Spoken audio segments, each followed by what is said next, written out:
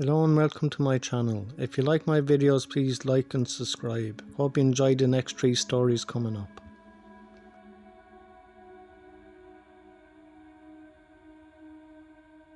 This happened a few years ago. I was looking forward to a great night. The air was filled with anticipation and I was excited to get to my friend's high school house party after homecoming. I went with a group of my friends who all had dates at the time, but I was the only one going solo. My boyfriend broke up with me a week prior, accusing me of cheating when I was nothing but loyal. He had some anger issues and trust problems, so it was probably for the best for us to split up.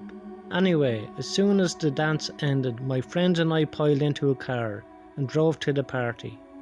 Right when I got inside, I was greeted with a pulsing sound of music that I could feel in my bones of my feet. Most of the people weren't even there yet, so the majority of the house is filled with red Solo cups and food. Being the only girls here at this point made us somewhat feel out of place, but everyone welcomed us with beaming smiles and hugs. Once more people started showing, I noticed that a few of my friends had gathered outside on the porch, so I made my way over to join them.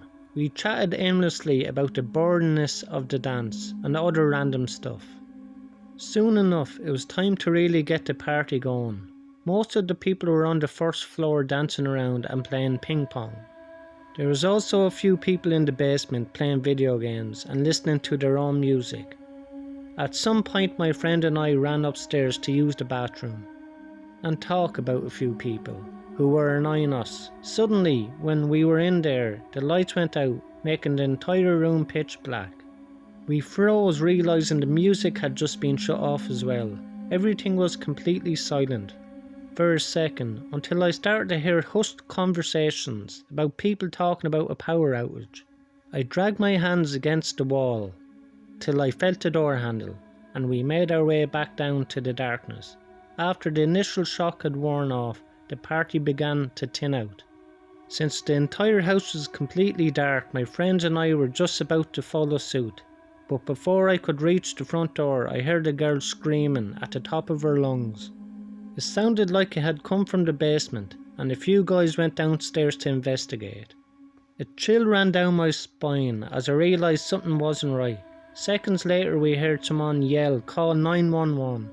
I stood at the top of the stairs looking down to the basement, and I could see the flashlight beams of people's phones darting around the walls. I was with a group of 6 or 7 people, and we all decided to go downstairs to see what happened.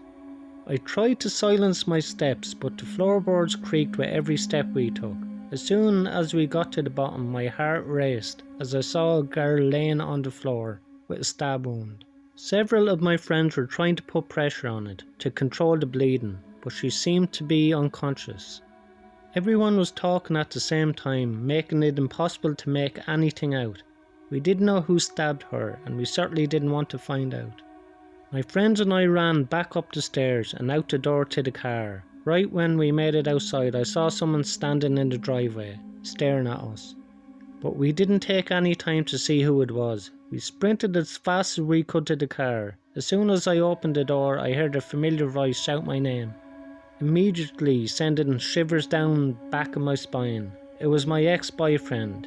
He had a look of insanity on his face, and he was holding a sharp object in his hand. My friend flirted out of there and we drove back to her house, where we locked ourselves inside and sobbed.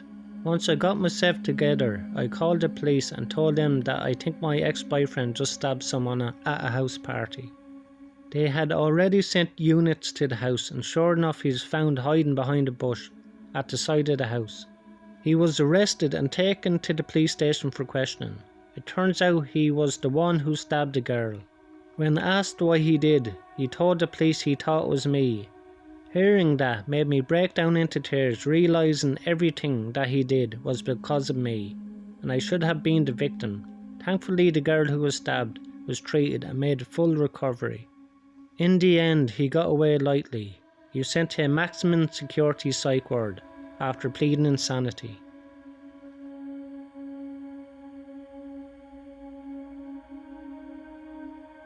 This story happened quite a while ago, but it's something that will always be imprinted in my mind.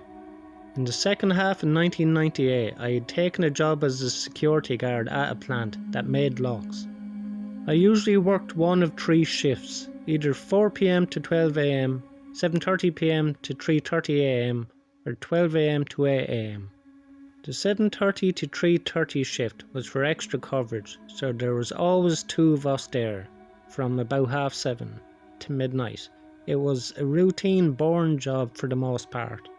We did our rounds, logged anything out of the ordinary, and watched a tiny monitor displaying the CCTV feed. Things went by in an almost painfully normal manner for 6 months. I worked, saved up, bought a car, and planned to move by late March of 1999. I served my notice and prepared to head cross-country. A new hire was brought in to fill my spot.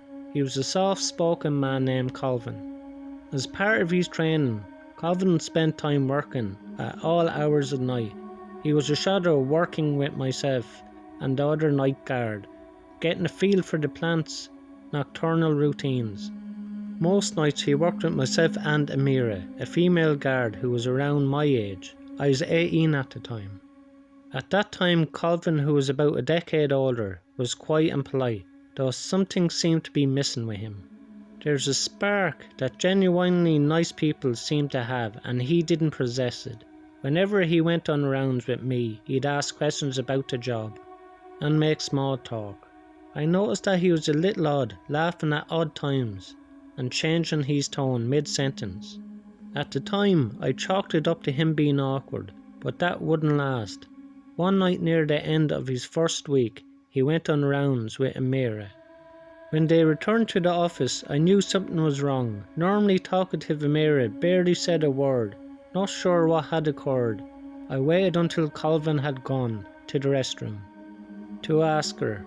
She explained that during their trip everything seemed normal until they reached the brass mill, a portion of the plant that shut down at 6 p.m. There were usually no employees there after that time, and no lights were on. Making their way to the checkpoint on a landing atop a flight of stairs, when the mood shifted, she told me that she turned around only to find that he was standing inches away from her.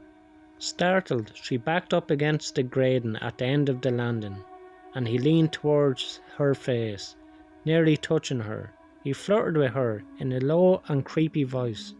Freaked out, she told him to stop and mentioned his wedding band, in which he replied saying that it would be over soon.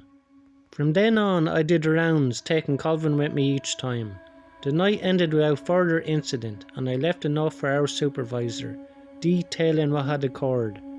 Well, the next night came around and there was no Colvin. I did the rounds while Amira stayed in the locked office. This continued for several nights, and Colvin had seemingly dropped off the face of the planet. Then, on the second to last shift, I came in to find her freaking out. When I asked what was wrong, she said she found out why Colvin hadn't been at work. He had been arrested for murdering his wife. She had been dismembered and burned, and parts of her body were placed in the pond, less than a mile from where they worked. That night and the next, Amira called the jail just to make sure they were still holding him. Based on the time frame, he'd killed his wife months before he started the job.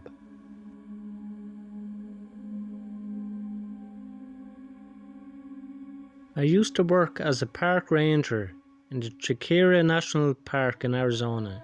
My job was pretty boring, but I was used to the lonely hours of darkness spent patrolling the winding roads throughout the park.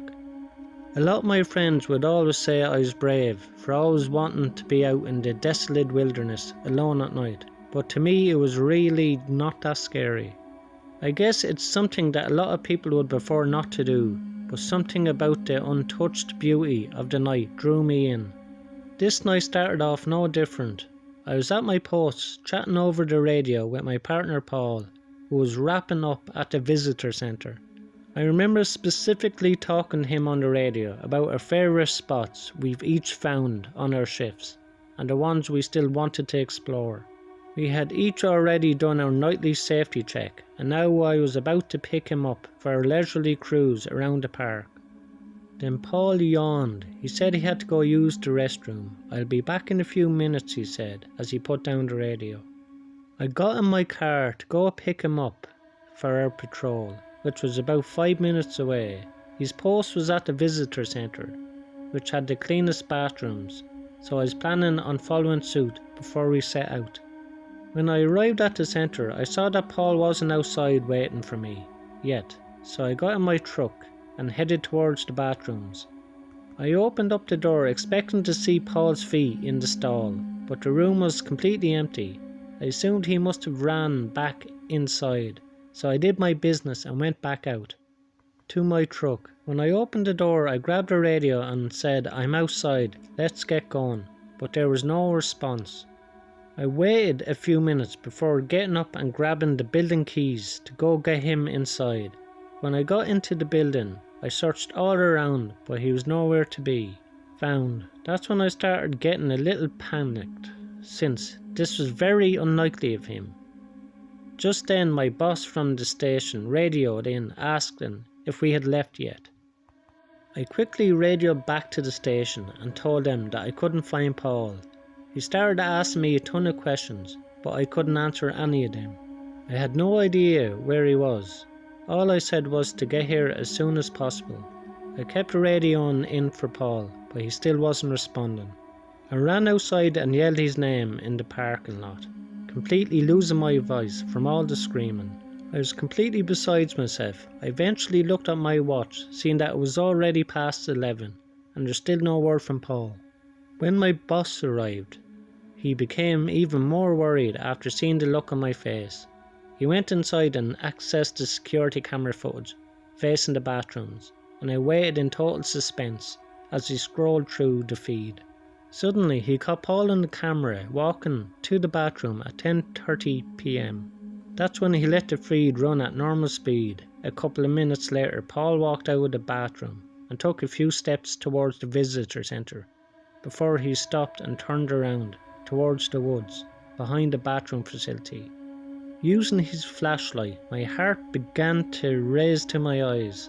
Staying glued on the CCTV screen, the following seconds showed Paul walking into the woods, looking side to side, then disappearing as he walked deeper into the woods. My boss kept the feed running as I continued radioing in Paul, hoping for a response. The police showed up and searched the area he disappeared in, but stopped after the first hour, saying that it was too dark and that they weren't properly prepared. The search and rescue team showed up at sunrise the next morning, and they searched for the next several days, but nobody ever found him. Well, none of us ever heard from Paul again, and whatever happened to him to this day is still unknown. Thanks a million to everyone who subscribed, liked and commented on my videos. I really appreciate it. If you enjoyed these 3 stories tonight, you will enjoy the next 3 stories in the box above. Thank you.